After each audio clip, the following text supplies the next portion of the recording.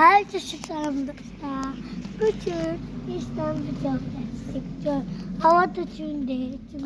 Bakın cüne bakın. Görürsünüz ben görürüm. Burada çok cüne. Hiç var ha. Burada bir de foto canlı var. Herkes koltuğu bir yukarı. Biz kasadan güzel hamam verelim. Biraz da göstereyim. Adam geliyor. Bu içti. Ha eşittir. İçti. Valla. Şimdi ben bir. Öyle de. Ha eşittir. Hemen. Zırhım. Düz. Havaya bakın. Bakmaz derdi. Ve sade.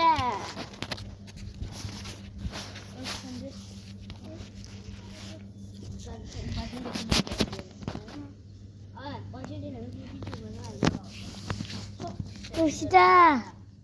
Usta. Sen ne öğrendin baba? Oo. Dayandırmadım.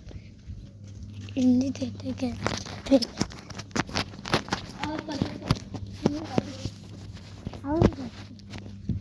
Bak aynı doktor bu yine.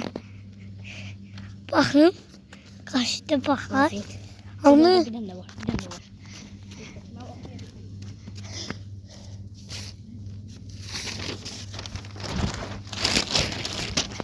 buna bakın akıyor.